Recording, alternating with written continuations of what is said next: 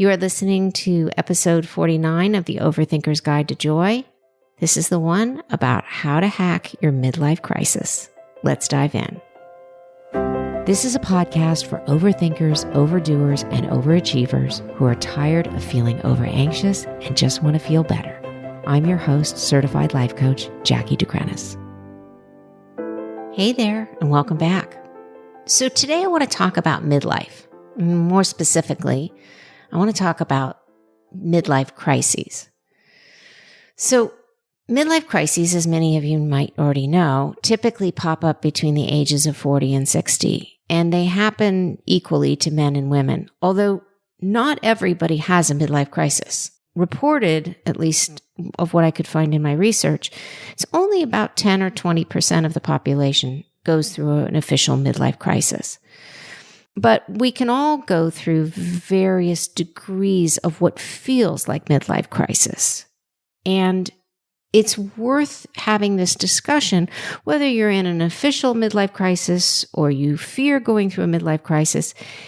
The conversation that we're going to have today is really about sparking joy back into your life, whether you're in crisis, whether you're middle-aged, whether you're older, whether you're younger. But the lessons that I'm going to offer in today's podcast is really about recreating joy in your life. You don't have to be in crisis mode to benefit from this episode. But if you are, it may be helpful to you too. So while it's common for both men and women to go through midlife crisis, as I said, the triggers might be different for them. So what triggers a midlife crisis? Well, common triggers include job loss, health concerns, a parent's death or illness, children moving out, or even day-to-day overwhelm with small children. And again, none of those circumstances have to occur for you to go through a midlife crisis. But how do you know if you're experiencing a midlife crisis? Well, here are some of the telltale signs. Feeling sad or a lack of confidence, especially after like a big milestone, say a birthday or a promotion. Feeling bored, but feeling bored like more on a consistent basis, like you've almost lost meaning or purpose in your life. Feeling unfulfilled. This often happens when people have technically everything. You know, they have a job, they have a family, they have a home, and yet they just feel unsatisfied. Feelings of nostalgia. Not like the good feelings of nostalgia, but feelings like where you're looking back only at what used to be and that nothing feels quite as joyful as what once was. Same with excessively thinking about the past. That's kind of the same thing. Making impulsive actions, like particularly if you're not an impulsive person and suddenly you're going to buy that, red sports car, that can be a sign of a midlife crisis. Feelings of regret. So doing things that you know you shouldn't be doing, but you're doing them anyway. So these aren't the only indicators, and everyone is different. And like I said, men and women experience it differently. But managing your midlife crisis is about learning to manage your own frustration or fears or boredom. And the healthiest way to do that is by reigniting with joy and purpose in your life. So what are some of those things that you can do to reignite with joy? Well, the first thing is learn something new. The best way to, of course, learn something new is to take a class, whether you take a class at a community college or you take an art class in a private studio or you take a class like yoga or Pilates. It doesn't really matter. It's about trying something new. It's about stepping out of your comfort zone and just using different muscles or using a different part of your brain or just meeting new people. So trying something new. That's the first. The second is get a hobby. Number 3, find new ways to stay active. So whether or not you have a workout routine, you go to the gym or you go for walks or whatever it is, staying active, staying physically active and mentally active is really important to managing the midlife crisis. And it's also important to just aging in general. So by staying active, you're reinforcing your self-concept that you are an active person. And so then these thoughts and fears that are either coming from aging parents or children leaving the house, empty nesting, or just getting older in general will be less of an issue because you will see yourself as an active person rather than focusing on somebody who's getting older. The next thing is to pick up a healthy habit. So the simplest, and you've heard me because I'm a broken record on this, is to just start drinking water. Like maybe you give up soda, maybe you cut back on alcohol, maybe you quit smoking. Like exchanging a bad habit that you've been doing and trying to get rid of for a good habit. So drinking water is just one of them. Maybe you're learning to meditate.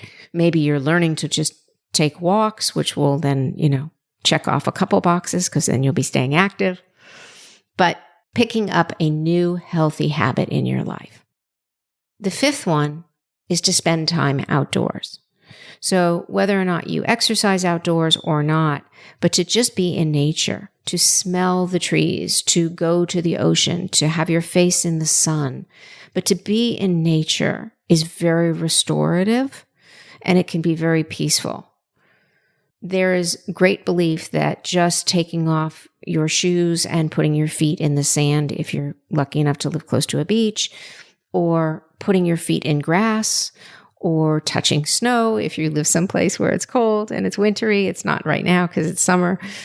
But just being in nature and being attuned to nature, listening to nature, watching nature, letting it connect to you, you connecting to that, can be very restorative.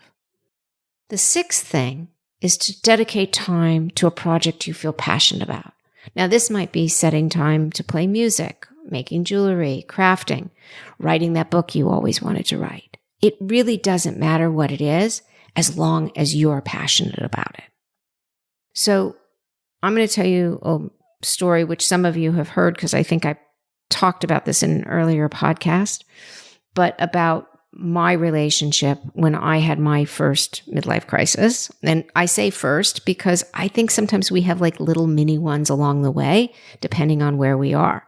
So I was in my 30s and I had two small children. And as many of you know, I was in television. So I worked a really difficult, long, hard job where I was juggling family and a lot of responsibility. And I had no life outside of my family and my work, which many people don't, because when you're raising small children, and particularly if you work in a big corporate job, chances are there aren't a lot of hours in the day and you're either on your way to work or working, or you're taking care of your family or loved ones. So that was me.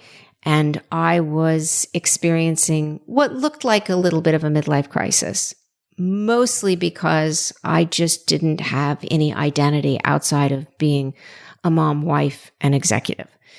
And so I had an assistant at the time who said to me, with great respect, and I love her for it, and I've thanked her for it many times over the last 20-some years, you need a hobby. She said, you can't just work and take care of your family. You have to have something for yourself or you're going to explode or implode. And she was right. And I said, I don't think I've ever had a hobby. I just think I worked and went to school. And then when I was done doing that, I got married and had kids and worked. And I don't think I ever really cultivated any hobbies. And she said, okay, I'm going to make you a list. And so she made me a list. And I think the first thing was like, take a Spanish class, learn to play tennis, learn to knit, write a book, like whatever it was. And so I looked at this list and I'm thinking, well, I don't have time to do any of these things. And she said, well, no, you're going to make time. And so I picked playing tennis. I had played a little tiny bit when I was a kid, and I maybe took a handful of lessons, like between the ages of 10 and 14. I didn't know anything about the game. I didn't know how to keep score. I didn't have any equipment still. I think I thought people still played with wood rackets. I don't know. But the point was I knew nothing. But I remember being little and liking it and thinking, well, I would love to learn how to play tennis. So I signed up for tennis lessons, 30 minutes a week, which is not really enough to learn the game. But I did that. And I learned to kind of hit the ball over the net. And then I went on vacation and I played every day of my vacation. And I decided when I came home that I was going to join a tennis club, which I couldn't afford at the time. And my husband or my then husband thought I was crazy to do that. And I joined, and it was like the greatest thing because I immersed myself around tennis players, and I had opportunities to take lessons and clinics and meet people who played, and I learned to play the game. And I was really terrible, but I loved it. And I looked forward to it. And so on weekends, I would play. If I could steal an hour away, I would sometimes play early in the morning before I would go to work. And I started to identify myself as a tennis player, which was kind of comical because, like I said, I was a pretty bad tennis player. And about a year and a half after learning to play tennis, my then husband and I got divorced, having no relationship to the sport, but just, irreconcilable differences. And I met my second husband at this tennis club, and tennis was a huge part of our lives. It still is. I mean, we've been together almost 20 years. We still play regularly. And we taught my children how to play. We taught our daughter how to play. And now our daughter's going to go off to college this year and play on a collegiate tennis team. And so tennis became a huge part of my life. And that all came from just getting a hobby. And it turns out for me, tennis inadvertently checked not just the box of getting a hobby, but everything on that list without me even being aware of it. And I was dedicating time to a project I was passionate about, which was learning to become a better tennis player.